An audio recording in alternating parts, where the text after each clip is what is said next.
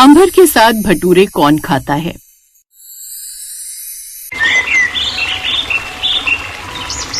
सुबह के 8 बज रहे हैं। नेहा अंगड़ाई लेते हुए अपने बिस्तर से उठती है। वो जल्दी से हाथ मुंह धोकर रसोई की तरफ भागती है जहां उसकी माँ नाश्ता बना रही है। गुड मॉर्निंग माँ, आज तो रसोई से बड़ी अच्छी खुशबू आ रही है। बताओ ना आज नाश्ते में क्या स्पेशल बना है, मेरे पेट में चूहे दौड़ रहे हैं। गुड मॉर्निंग बेटा, आज तेरे पिताजी को ऑफिस जल्दी निकलना था और उन्हें ज्यादा तेल मसाले वाली चीजें आजकल पच नहीं रही हैं, इसलिए मैंने बहुत ही हल्का नाश्ता बनाया है।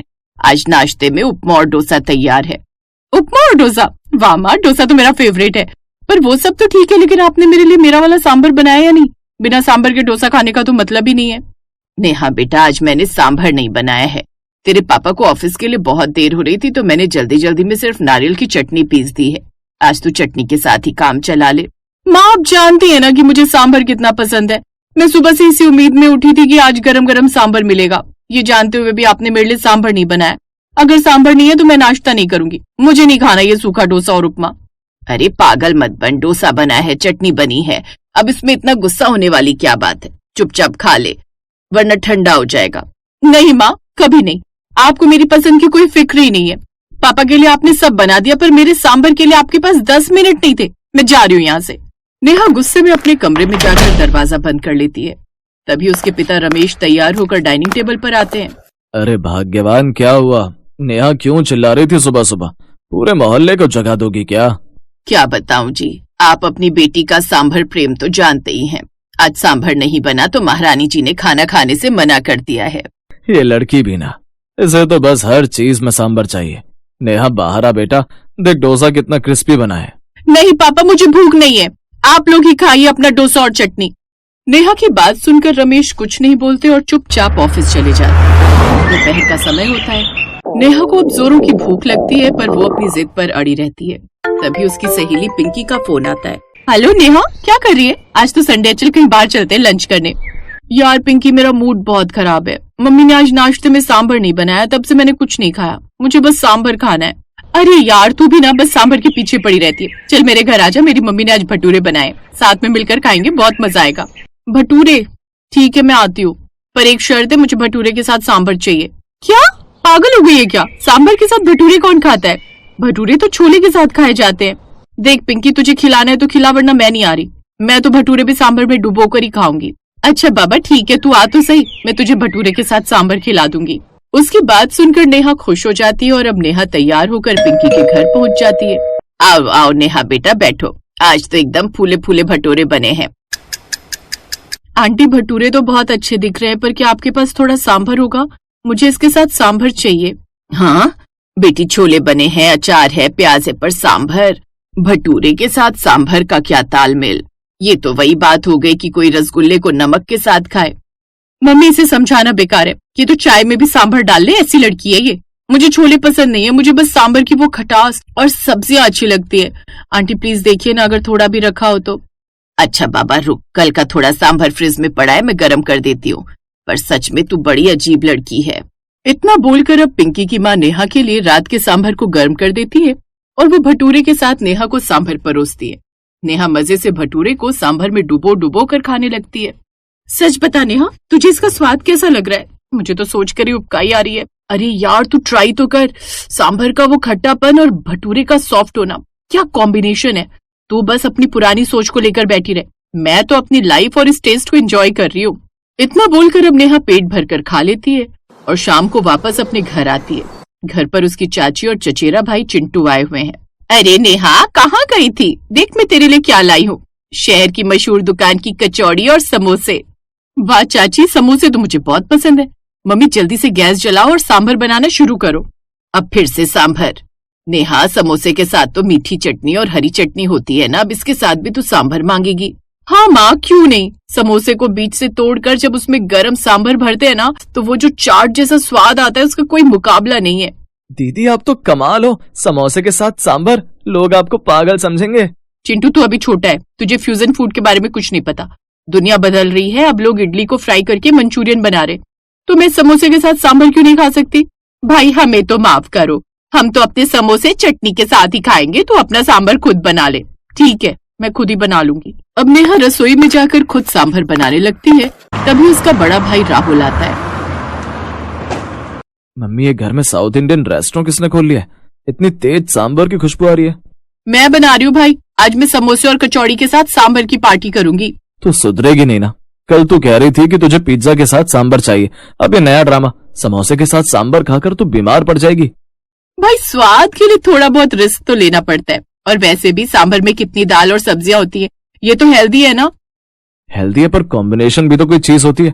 अब मैं बिरयानी के साथ दूध तो नहीं पी सकता ना। वो आपकी मर्जी, पर मेरे लिए तो सांभर ही सब कुछ है।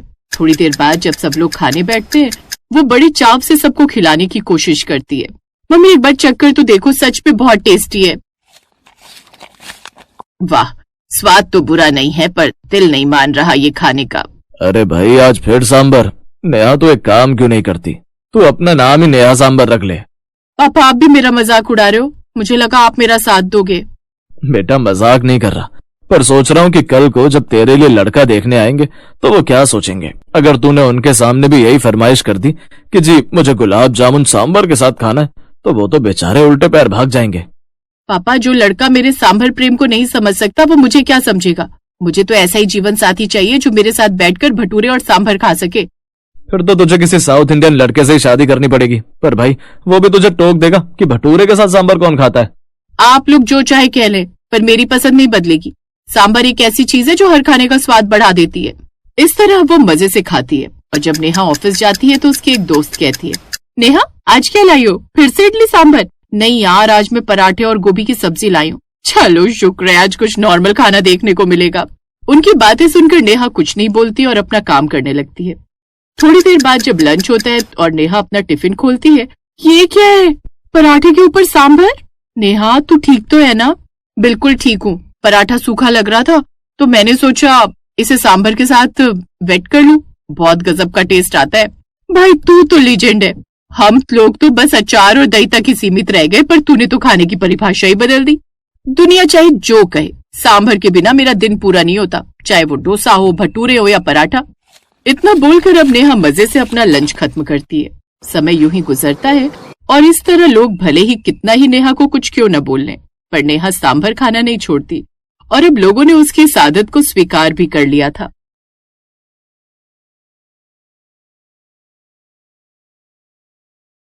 बहुत ही सुनसान गांव हुआ करता था। चारों तरफ हरियाली थी, लेकिन उस गांव में सिर्फ एक ही घर था, जिस घर में गजोधर, अहिल्याबाई और उसकी एक बेटी ममता रहती थी।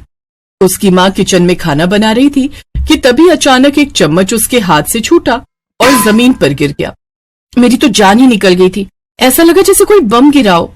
ममता अपने कमरे से निकलकर डरते हुए बाहर गई तो किचन में उसकी माँ खाना बना रही थी। क्या हुआ माँ, आपको कुछ हुआ तो नहीं? तू बार बार डर क्यों जाती है? एक छोटा सा चम्मच ही तो गिरा है, उसी की आवाज आई होगी। माँ, अपना घर इतने ज्यादा सन्नाटे में है कि अगर हल्की सुई तक गिरती है तो उसकी आवाज भी सुनाई देती है। मैं हर बार डर जाती हूँ। तभी अचानक माचिस जलने की आवाज आई। हे राम, ये क्या हुआ? लगता है आग लग गई।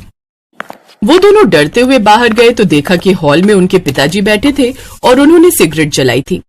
क्या हुआ? पापा, माचिस थोड़ा धीरे जलाया करो। इतनी तेज आवाज आई कि हमें लगा कहीं आग लग गई। तुम दोनों माँ बेटी बहुत डरपोक हो। कहीं कदमों की आवाज सुनकर डर जाती हो तो कहीं सांस लेने की आवाज सुनकर। पापा, इतनी सन्नाटे जगह में घर बनाने की क्या जरूरत थी आपको? अपनी बेटी को अच्छे से तैयार कर दो, क्योंकि कल इसे लड़के वाले देखने आ रहे हैं। ममता अपने पिता के मुंह से ये सुनकर थोड़ा हैरान हो गई। पिताजी, आपकी जो भी पसंद होगी मैं वहां शादी कर लूंगी। बस एक बात का ख्याल रखना, उनका परिवार बहुत बड़ा होना चाहिए, क्योंकि इस घर में हम 3 ही लोग रहते हैं। ऊपर से घर में इतना सन्नाटा रहता है कि मुझे जरा सी आवाज सुनकर डर लग जाता है। अब बेटे चिंता मत कर, कल जो परिवार आ रहा है उनका परिवार बहुत बड़ा है। तू सोच भी नहीं सकती, उससे भी ज्यादा बड़ा परिवार है उनका। ये सुनकर ममता खुश हो गई। ममता चाय लेकर आई और इतना बड़ा परिवार देखकर वो बहुत खुश हो गई। पहली बार उसे अपने ही घर में डर नहीं लग रहा था। लड़के शेखर की शादी ममता के साथ तय हो गई, लेकिन उनके जाते ही सन्नाटा एक बार फिर से छा गया। माँ, पिताजी, इन सब के जाते ही सन्नाटा कितना ज्यादा हो गया ना। मुझे तो अपनी सांसों की आवाज तक सुनाई दे रही है। कुछ ही महीनों बाद शेखर की शादी ममता के साथ हो गई। शेखर, जब आप मुझे देखने आए थे तो सिर्फ 50 लोग थे। हाँ ममता, दरअसल बात यह है कि बड़े पापा का परिवार और छोटे पापा का परिवार अमेरिका में फंसा हुआ है। किसी वजह से वो शादी में नहीं आ पाए। जब वो लोग आ जाएंगे तो 200 से ज्यादा लोग दिखाई देंगे यहाँ। ये सब सुनकर ममता की खुशी का ठिकाना नहीं रहा।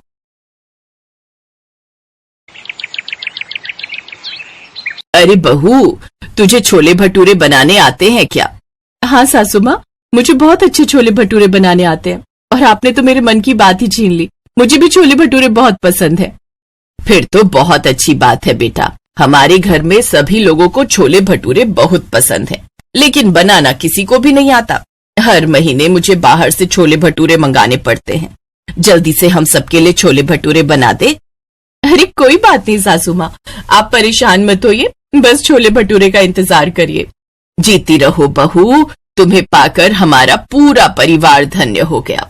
देख रही हो दीदी, हमारी नई देवरानी साहिबा को लग रहा है कि सासू माँ इसे बहुत प्यार करती हैं, लेकिन शायद इसे नहीं पता कि ये हमारे चक्रव्यूह में फंस गई है। तूने बिल्कुल सही कहा माया। भटूरे बनाते बनाते कुछ ही दिनों में इसकी हालत खराब हो जाएगी, तब पता चलेगा इसे। पूरे परिवार के लिए ममता ने छोले भटूरे बनाए। सबके लिए 2-3 भटूरे भी अगर वो बनाती है तब भी लगभग 1000 तो हो ही जाएंगे। सासू माँ, छोले भटूरे तैयार हैं, आप सब लोग बैठ जाइए, हम लोग अभी लेकर आते हैं। सब लोग खाने की टेबल पर बैठ गए, तभी वहां पर उसकी जेठानी आ गई। देवरानी जी, क्या कहा आपने? हम लोग लेकर आते हैं। आज तेरी पहली रसोई है, इसीलिए सबको खाना तो अकेले ही परोसेगी। ये इस घर का नियम है। हमारे साथ भी ऐसा ही हुआ था। कोई बात नहीं जेठानी जी, मुझे पहली बार इतने सारे लोगों के साथ रहने का और उनकी सेवा करने का मौका मिला है। इससे बड़ी खुशी मेरे लिए क्या हो सकती है। ममता ने खुशी खुशी सभी को खाना परोस दिया। पूरे परिवार को छोले भटूरे बहुत पसंद आए।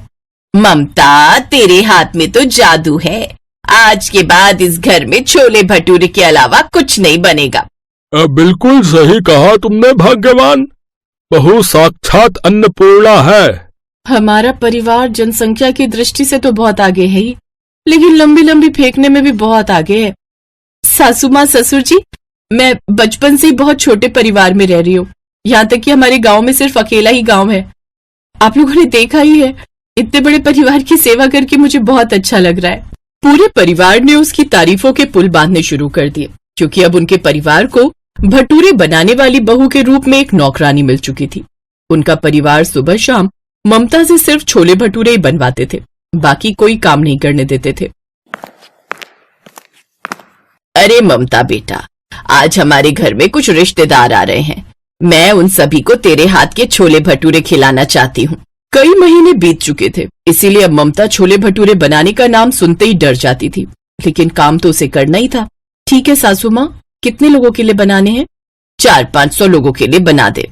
ये सुनकर ममता घबरा गई। कभी कभी सोचती हूँ इतना बड़ा परिवार आखिर बना कैसे होगा। ये परिवार है या इंसान पैदा करने की मशीन?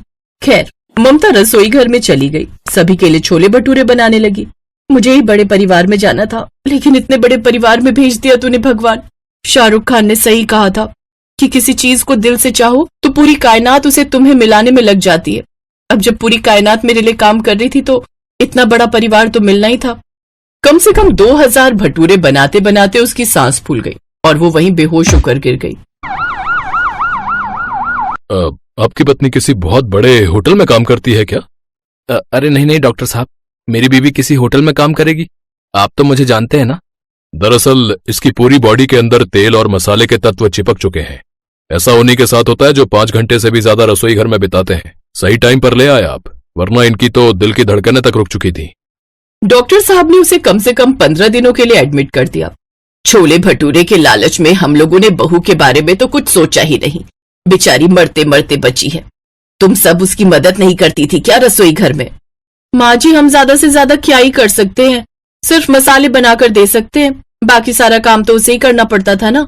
आपने इतनी ज्यादा तारीफ कर दी कि वो बेचारी ना भी नहीं कह पाई। 15 दिन बाद शेखर उसे घर ले आया। आप सब लोग कान खोलकर सुन लीजिए। मैं कई दिनों से ममता की हालत देख रहा था, पर कुछ कह नहीं पा रहा था, वरना आप लोग मुझे बीवी का गुलाम कहने लगते। लेकिन इसकी हालत बहुत खराब हो चुकी थी। डॉक्टर साहब ने लगभग 6 महीने तक तेल और मसालेदार खाना खाने के लिए भी मना किया है, और किचन में जाने के लिए तो पूरी तरह से मना किया है। लेकिन पूरे परिवार को पहले ही अपनी गलती का एहसास हो चुका था, इसलिए उसके ससुर ने कहा, बेटा मैं भी तेरी सास की वजह से कुछ नहीं बोल पा रहा था। ममता बेटा, हम वैसे भी तुझे अब इतनी मेहनत नहीं करने देंगे। अब तू घर का कोई काम नहीं करेगी, कम से कम 2 साल, और उसके बाद भी कभी कभी छोले भटूरे बना दिया करना बस। इतना बड़ा परिवार मुझे मिला, अगर आप लोगों की सेवा करते करते मेरी जान भी चली जाती तो भी मुझे किसी बात का दुख नहीं होता। ये तो फेंकने में सासू माँ से भी बड़ी निकली, परिवार का असर तो पड़ेगा ही। तो इस तरह से उस दिन के बाद से उनके पूरे परिवार ने ममता को ज्यादा काम नहीं करने दिया